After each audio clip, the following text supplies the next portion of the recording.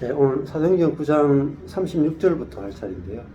사도행전 9장 32절부터 보시면은 그때 베드로 이야기가 이제 나오죠.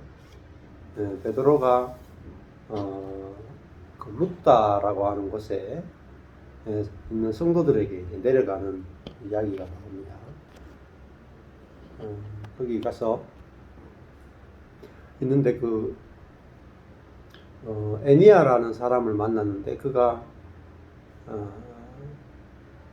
그 중풍병으로 8년이나 누워있던 사람이에요. 상당히 오랜 기간이죠. 8년이면은. 그러면은 일어날 가능성이 거의 없다 이렇게 보게 되고, 또 이 중풍병을 낫게 한 게 또 지금 베드로 이야기하면서 무슨 이야기하냐면은 예수님이 하신 일과 거의 똑같은 일을 한다는 걸 이야기해주고 있어요.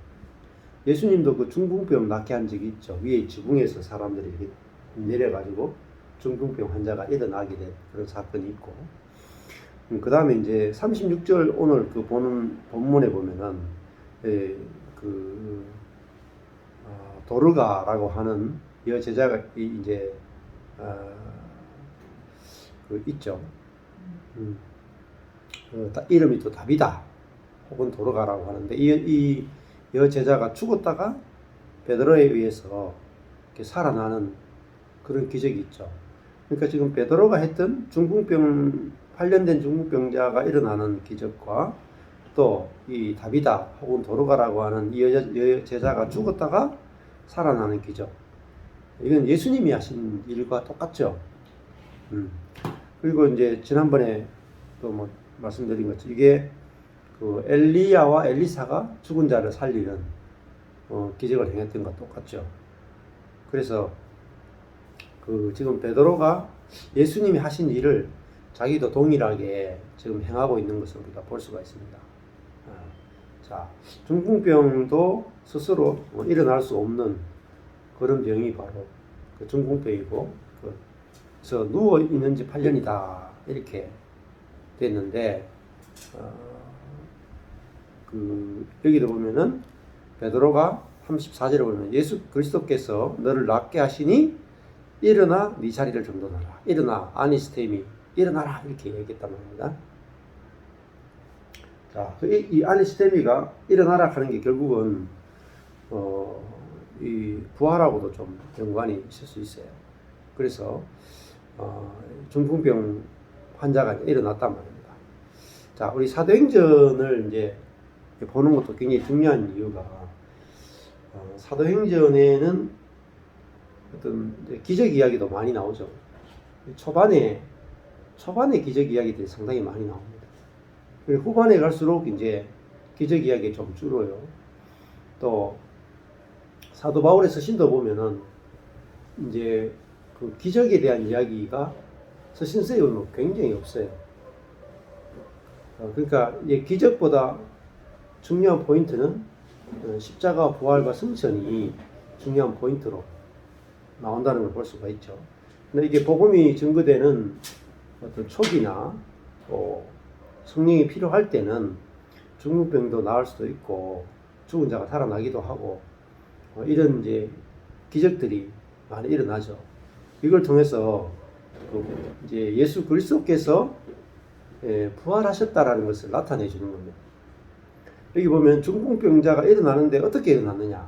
34절에 보면 예수 그리스도께서 너를 낫게 하신다.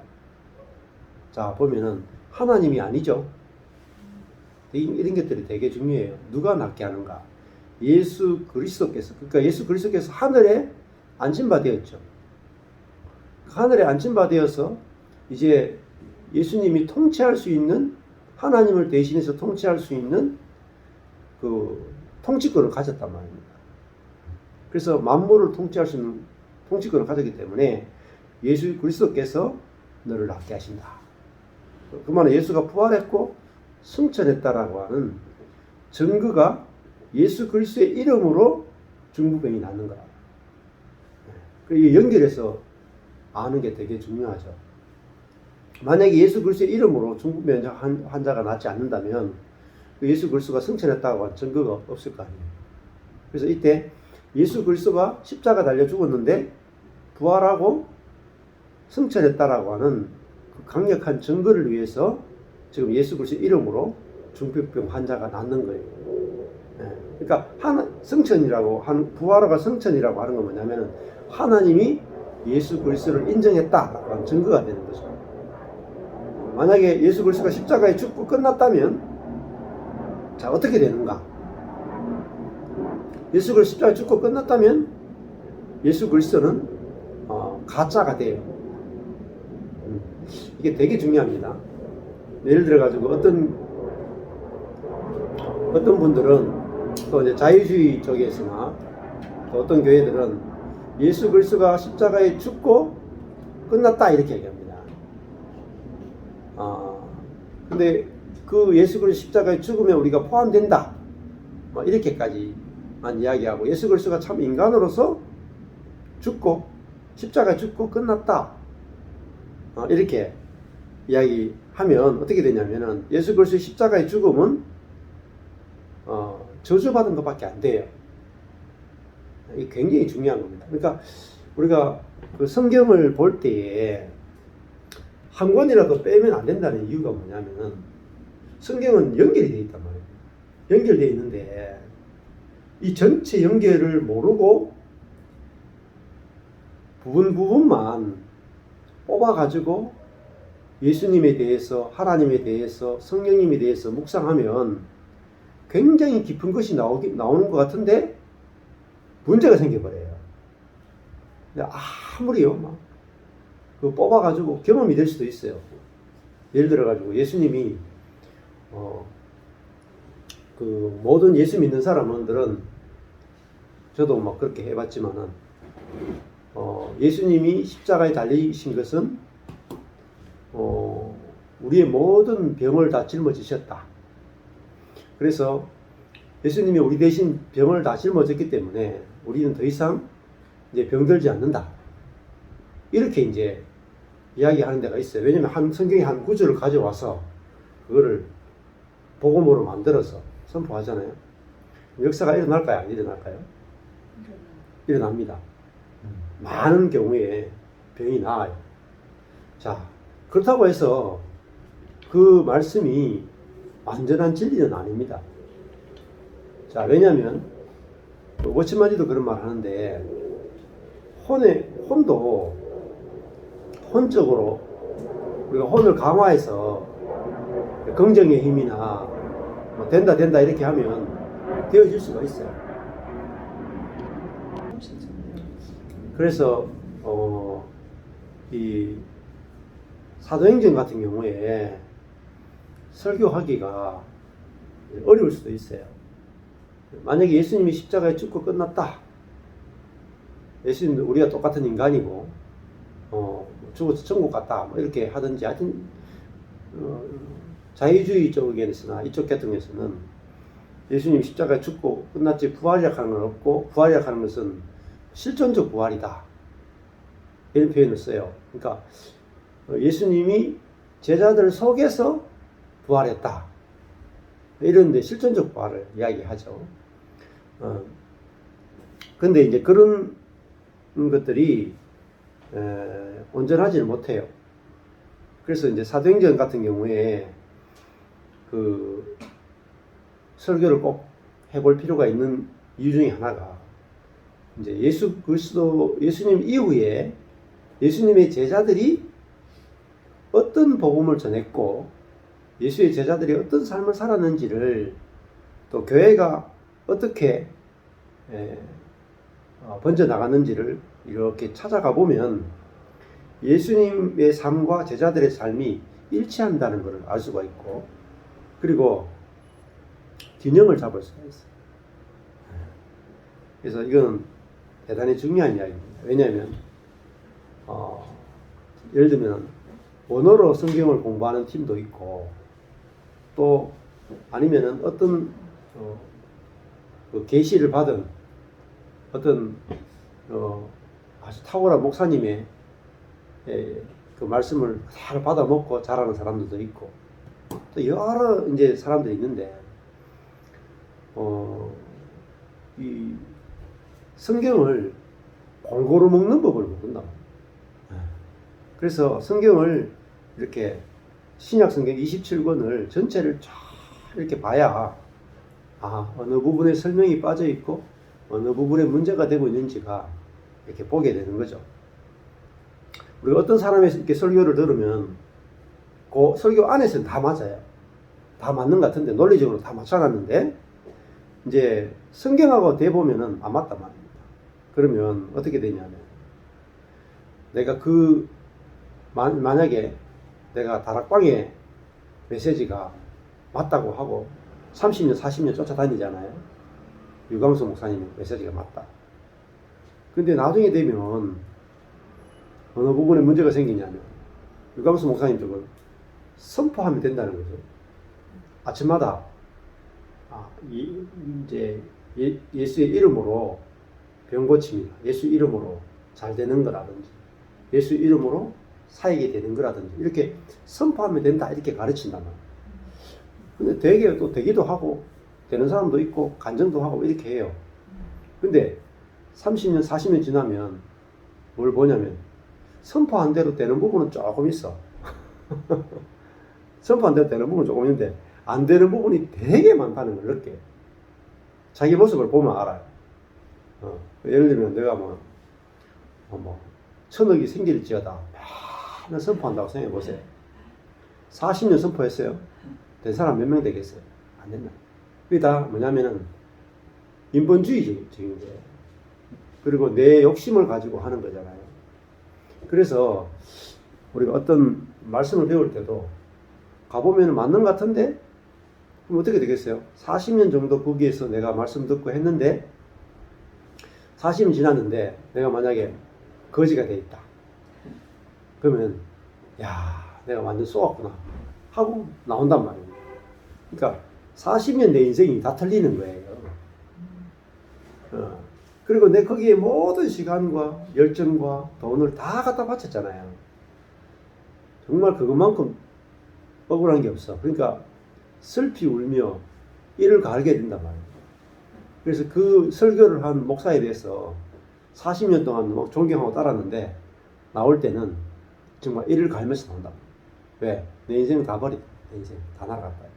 근데 또 그 목사님을 그렇게 미워할 필요가 없어. 내가 미웠다. 내 속에 있는 욕심 때문에 내가 거기 갔던 거예요, 사실. 다 같이 이제 눈이 어두운 거죠. 자, 그래서 오늘 사도행전을 읽어보면 분명히 베드로를 통해서 8년 된 중풍병자도 일어나고 또 오늘 보면 죽은 이 도로가가 살아나는 기적도 일어나죠. 그걸 통해서 예수 그리스도가 부활하고 승천했다고 하는 강력한 증거가 돼요. 자, 그러면 예수 그리스도가 부활하고 승천해서 다스리기 때문에 예수의 이름으로 8년 된 중풍병자가 일어나고 예수의 이름으로 죽은 자가 살아나잖아요. 그러면은 아마 예수 그리스도의 부활과 승천이 왜 중요하냐? 그러면은 예수 그리스도의 부활과 승천이 되어야 그 다음 뭐가 될까요? 논리적으로. 예? 나도 부활과 승천되는 거 아닌가요? 그렇죠. 그것도 맞아요. 그 다음에 예수님이 부활 승천한 다음에 하신 일이 있죠. 제일 중요한 일이. 예수님이 부활하고 승천, 하늘에 올라갔기 때문에 그 다음 하신 일이 뭐냐면은 성령을 보내시는 거예요.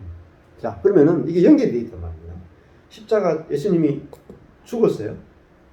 죽어야 부활이 있죠. 그죠? 안 죽어서는 부활이 없어요. 죽어야 부활이 있어요. 자, 부활이 있어야 승천이 있어요. 예수님이 승천해야만 우리에게 보내줄 수 있는 분이 있어요. 그게 뭐냐면은 이 사도행전에 나오는 생명의 영이다. 부활의 성령이다. 그러니까 우리에게 보내진 영은 부활의 성령이다. 그럼 다음에 우리를 부활시켜내고 우리를 승천시켜내는 영이다.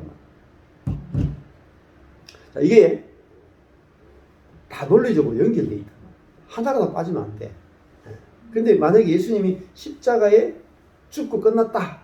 그러면 뭐가 없겠어요? 부활이 없어요. 그렇죠. 되게 중요한 거예요. 근데요, 내가 어떤 데 들어가서 말씀을 들으면 이 전체를 모르면 십자가 죽음에만 매여 있단 말입니다. 그리고 여기서 이게 전부 다인 줄 알아. 그래서 쏟게 되어 있어요. 그래서 예수님이 십자가 죽음이 확실해야 되고, 확실하면 예수 그리스도가 부활했다는 것도 확실해야 돼요. 하늘에 올랐다는 것이 확실해야, 그래서 우리에게 성령을 보냈다는 것이 확실해지는 거예요. 그래서 혹시 신천지는 성령 인정 안 하나요? 뭐 성령을 이야기하긴 하죠. 하긴 하는데 뭐 이제 진짜 이 시대의 성령은 이만이라고 이야기하는 거죠. 이만희 말을 듣는 것이, 그러니까 요한계시록에 나오는 그 언약의 목자, 뭐 목자가 온다. 그래서 이제 2000년 전에는 예수인데 예수는 초림으로 왔잖아요. 근데 초림으로 와서 예수 그리스도는 완성을 못 시켰죠. 이 땅을 천국으로 완성을 못 시켰잖아요. 그들의 교리예요.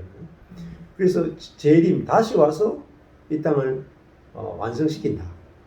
그러니까 이만희는 이제 그 언약의 목자로서 마지막 때 지금 재림으로 와가지고 이 땅을 하나님 나라를 완성시킨다. 그렇게 이제 이야기하는 거죠. 논리적으로 들어보면 또 일리가 있어. 그래서 사람들이 우르르 다 몰려가잖아요. 그죠? 예. 그 논리 안에 들어가면 사람들이 빠져나오기 되게 힘들어. 다 짜맞춰 놨기 때문에. 근데 신천지 안에 들어가서 이제 실상교리가 있어요. 실상교리.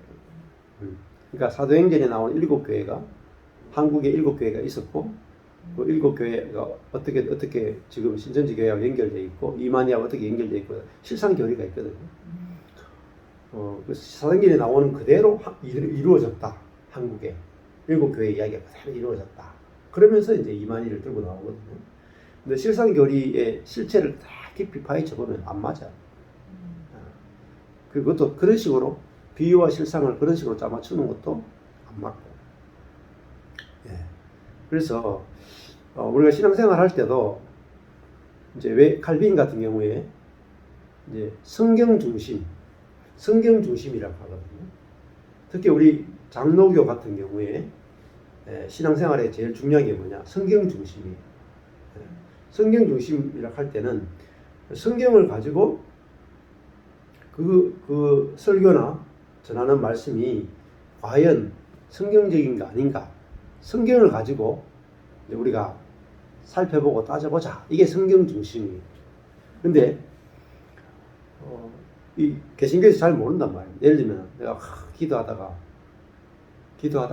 환상을 봤다. 하늘에 올라갔더니 하늘에 도서관이 있더라. 도서관에 있는데 그 도서관 안에 책이 있더라. 그 책이 뭐냐? 지옥에 가는 크리스찬이다. 그렇게 이야기하고, 내가 하늘에 올라갔더니 하나님이 내보고 책을 쓰라고 했다. 그래서 내가 책을 썼다. 이렇게 간증하면 사람들이 끄뻑 다 죽어요. 그러니까 근데 그분의 간증이 과연 성경적인지 성경을 가지고 이제 우리가 살펴봐야 되잖아요. 그런데 그걸 이제 배우지도 않고 목사님들은 또 그런 부분들을 가르치지도 않고 이렇게 하기 때문에 지금 우리나라에 이단이 많은 이유가 성경 중심이 아니고 어떤 신비적인 체험이나 또 뭐 기도나 열심이나 여기에 치우쳐 있기 때문이라 볼 수가 있죠. 자, 오늘 36절 그 보면은 욥바라고 하는 거 있죠. 이 욥바라고 하는 것이 이욥해인데요. 아름다움이라는 뜻이에요. 아름다움. 이 욥바가 결국 그 지중해 그 바닷가거든요. 바닷가. 굉장히 아름다운 경치가 있고 아름다운 도시가 이 욥바입니다. 이 욥바라고 하는 곳에서 다비다라는 그 여제자가 있는데 이거는 타비다예요. 타비다. 이거는 뭐냐면은 사슴이라고 뜻입니다. 사슴이라고 하는 여제자가 있었다. 이름이 사슴 하면 이게 정말 여자를 좀 뜻하는 그런 의미가 있는 것 같아요. 아름다운 이런 의미가 있고 아름다운 여자라는 이미지가 있죠. 그 이름을 번역하면 도르가다. 예, 도로카스인데 이게 영양이야. 다비다는 사슴이고 도로카스는 영양이라는 뜻입니다. 그건 사슴이나 영양이랑 같은 거겠죠. 근데 여기는 이미 예수 그리스도를 믿는 여제자예요. 근데 이 여제자가 이제 이 성령이 충만해서 그 가난한 많은 성도들을 돕는 그런 여인이었어요. 그래서 선행, 선한 일과 또 그 구제, 자비를 베푸는 일에 이 일이 심히 많았다. 그러니까 그 교회에서 많은 사람들을 돕는 여자가 이 도로가라고 하는 여제자였습니다. 근데 그때 병이 들어서 죽게 되죠. 자, 그러면은 뭐 예를 들면은 우리가 이 사도행전에 예수 그리스도께서 우리의 질병을 다 가져갔다. 이렇게 병들지 않고 죽을 때 그냥 탁 죽는다. 이렇게 하면은 이 도로가라고 하는 제자가 병드는 것도 말이 안 되잖아요. 그죠? 자, 근데 시체를 씻어서 다락에 누이있다. 이렇게 돼 있죠. 근데 시체라고 하는 것은 어떤 의미가 있냐면 결국은 이게 부정하다는 의미가 있죠.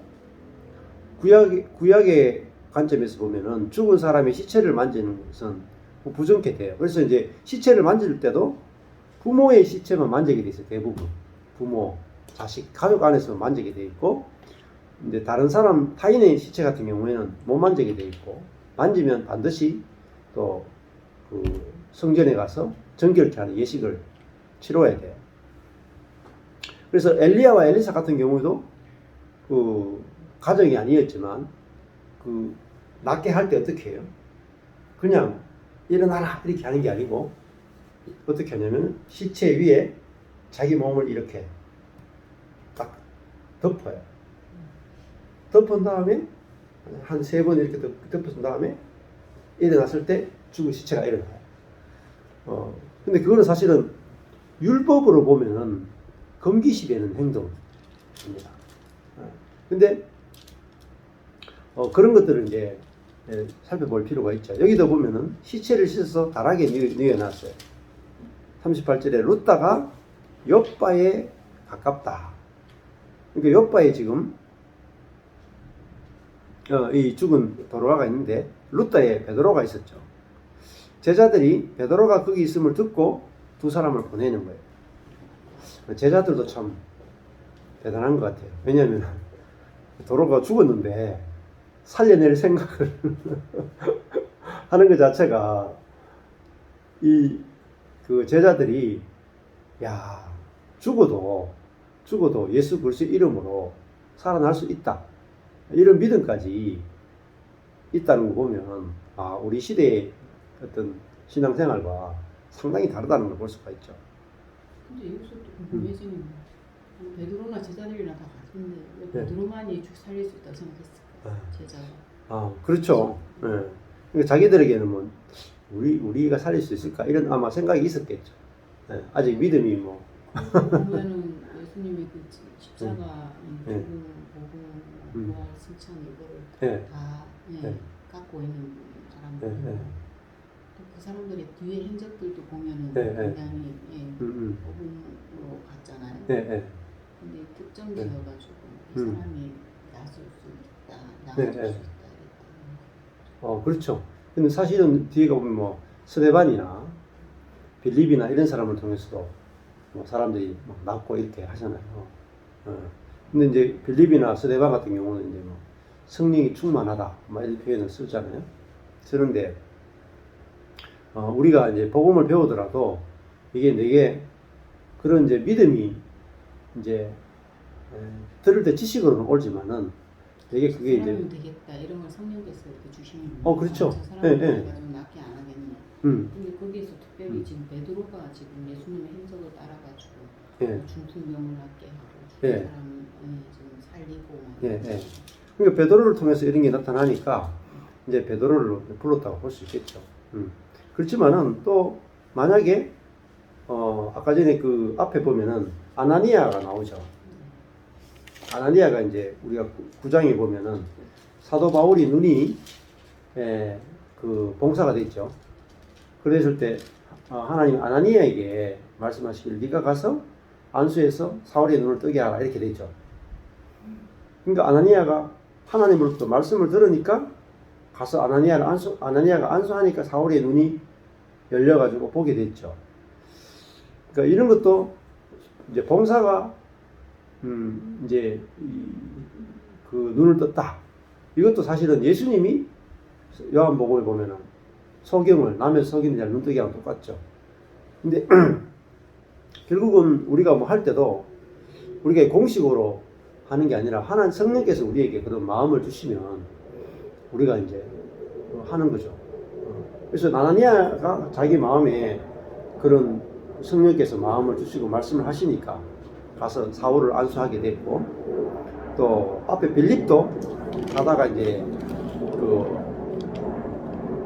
네시를 만나라 그럴 때 또 만나게 되고, 그래서 이제 앞에 성령께서 그렇게 인도하셨다는 말씀이 다 있어요. 그렇죠. 근데 여기에서는 보면 그런 건 없어요. 그죠? 구체적으로 계시는 없어요. 그렇죠. 여기서 이제 제자들은 뭐 성령이 어떻게 뭐 하라는 그게 없잖아요. 그러니까 이제 자기들이 이제 베드로를 부르는 거죠. 그래서 베드로도 뭐 왔는데 뭐 자기 속에서 그런 이제 성령의 인도함이 없으면 뭐 해도 안 낫죠. 안 살아나겠죠. 그래서 결국 우리가 공식으로 하는 게 아니라 이제 우리 안에 성령께서 하시면은 이제 공식이 아니고 성령이라고 하는 영이 인격이 우리 안에 와 계신 거잖아요. 그래서 그 성령께서 우리에게 하라 하실 때는, 또 우리를 통해서 하실 때는 우리가 따라가면은 뭐 우리를 만난 사람 가운데 중풍병이 나올 수도 있고 죽은 자가 살아날 수도 있죠. 잔너 기용도 보면은 잔너 기용을 통해서 뭐 기적들이 일어나는데 그 잔너 기용이 꼭 뭐 해야 되겠다고 해서 자기 자아가 하는 게 아니고 성령께서 잔너 기용을 통해서 이렇게 일을 하시거든요. 마찬가지로 베드로도 보면은 이제 베드로가 와가지고 이 다비다라고 하는 도로가를 살려내잖아요. 죽은. 근데 항상 그러느냐? 베드로라고 해서 항상 그러느냐? 항상 그런 건 아니에요. 안 그렇겠어요? 그러면은 예를 들면 베드로가 정말 죽은 자를 살리는 능력이 있었다 이렇게 말한다면 스데반이 돌에 맞아가 죽었을 때 베드로가 가서 안수해가지고 살려내지 않았겠어요? 그래서 우리가 이런 기적도 이제 예수의 이름으로 살려내는 것도 절대로 공식이 아니라 우리 안에 있는 성령께서 우리에게 그런 마음을 주실 때 그런 일들이 일어나게 돼요. 그리고 베드로와 요한이 성전에 올라갔었죠. 올라갈 때 성전 미문에 안전뱅이가 낳는 것도 딱 그래요. 그 하루 이틀 받는 게 아니거든요. 베드로와 요한이 자주 올라갔단 말입니다. 올라갈 때마다 그 안전뱅이를 봤었다고. 그런데 그러면 베드로가 올라갈 때마다 일어나 걸어라, 일어나 걸어라, 일어나 걸어라 이렇게 했겠죠.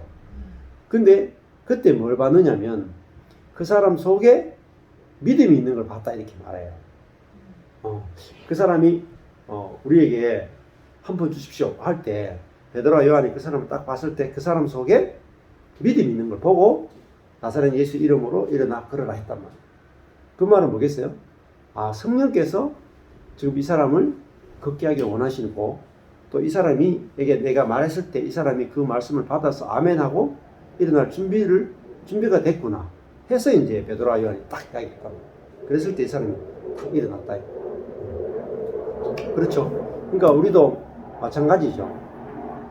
우리가 막 공식으로 예수의 이름으로 막 낫게 하는 게 아니라 우리가 우리 안에 성령이 계시고 성령이 우리를 통해서 감동을 주시고 성령이 우리를 통해서 일하실 때는 우리도 병자도 낫게 할 수 있고 죽은 자를 살리는 일에 쓰임 받을 수도 있죠.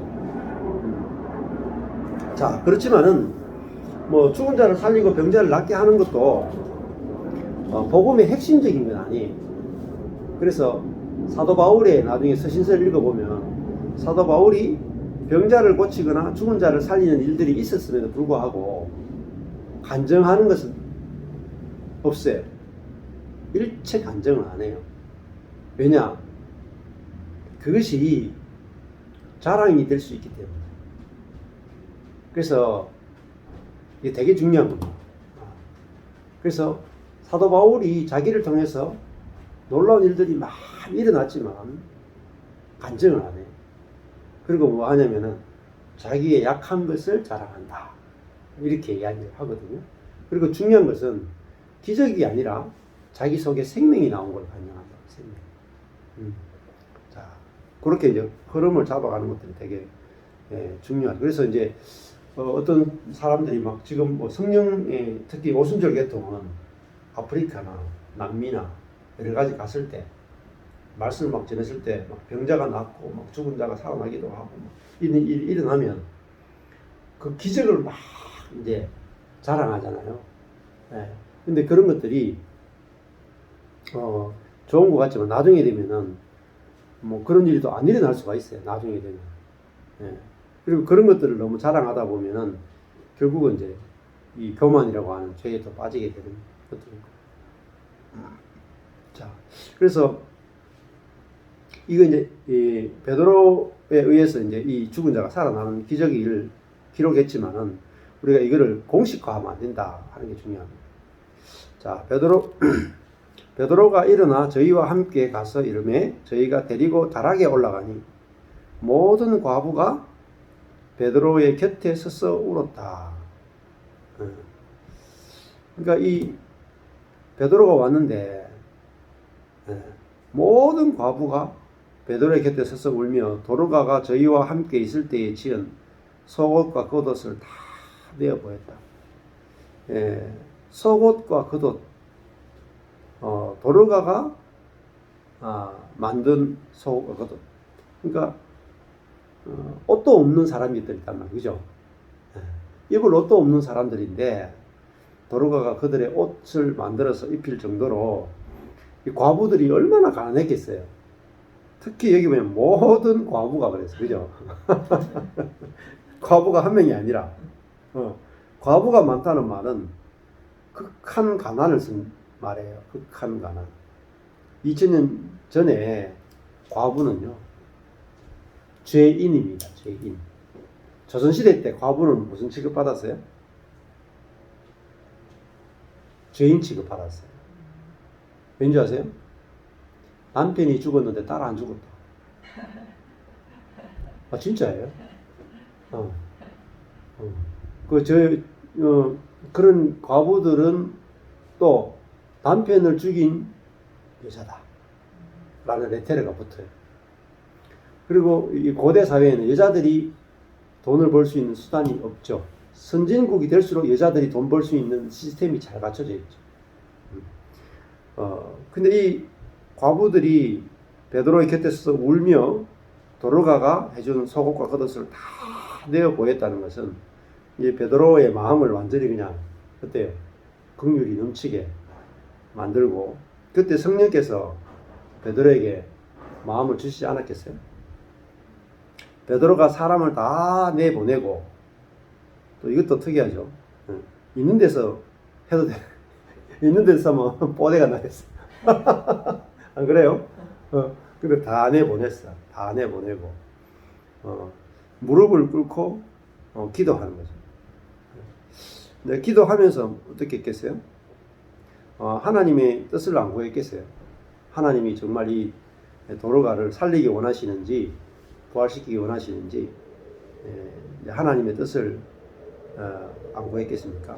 근데 마음속에 예수 그리스도로부터 이 다비다를 살리기 원한다는 마음이 아마 들었을 것이고 그래서 돌이켜서 시체를 향하여 가로되 그 원래 그 원어는 시체가 아니고 소마예요. 몸이에요. 몸. 자, 이런 것도 이제 번역을 원래대로 해주는 게 좋은데 뜻 위주로 하다 보니까 됩니다. 몸을 향하여 가로되 다비다야 일어나라.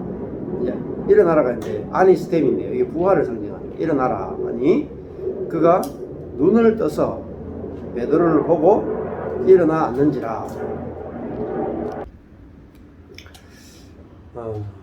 먼저는 눈을 떴어요. 그리고 베드로를 보고 일어나 앉게 됐습니다. 정말 놀라운 일이 아닙니까? 죽은 여제자가 살아서 일어났다. 뭐 이런 기적을 보는 것은 참 얼마나 놀라운 겁니다. 그것은 아까 전에 말씀드린 것처럼 예수 그리스도가 부활했고 하늘에 올린 바 되어서 또 우리 안에서 또 통치하신다 하는 것들을 보여주는 증거로서 이 이제 도르가가 살아나는 거죠. 근데 여기서 이제 이거는 사실 부활이라기보다는 소생이라고 볼 수가 있죠. 부활은 아니잖아요. 죽었던 몸이 이제 다시 살아나는 건데 존재가 새로워지는 건 아니고 단순히 이제 죽었던 상태에서 육적인 부분에서 살아나는 거니까 소생이라고 볼 수가 있고, 이것보다 더 놀라운 것은 영적인 부활이 육적인 이런 소생보다 훨씬 더 큰 기적이에요. 자, 41절에 베드로가 손을 내밀어 일으키고 성도들과 과부들을 불러들여 그의 산 것을 보이니, 이렇게 되어 있죠. 자, 온 요파 사람들이 소문이 안 퍼지겠어요? 도르가라고 한 여인이 또 이름이 많이 난 여인인데, 이 여인이 죽었는데 베드로가 와서 성령에 의해서 이 여인이 살아났다. 이렇게 했을 때 온 요파 사람들에게 이 소식이 알려지면서 많은 사람들이 어떻게 되느냐, 주를 믿게 되더라. 퀴리오스, 주락하는 것은 이제 예수가 이제 부활 승천에서 통치하시는 분이 됐다 이 말입니다. 주라는 말은 이 왕이 되었다. 하나님 나라를 통치하는 왕이 되었다 이런 뜻이에요. 그래서 통치자로서 예수 그리스도를 믿게 됐다 이 말입니다. 주를 믿더라. 베드로가 요빠에 여러 날 있어 시몬이라 하는 피장의 집에 유하게 됐어요. 요빠를 이제 떠나지 않고 요빠에 있으면서 사람들을 만나고 또 시몬이라 하는 피장의 집에 유하게 되죠. 자, 보세요.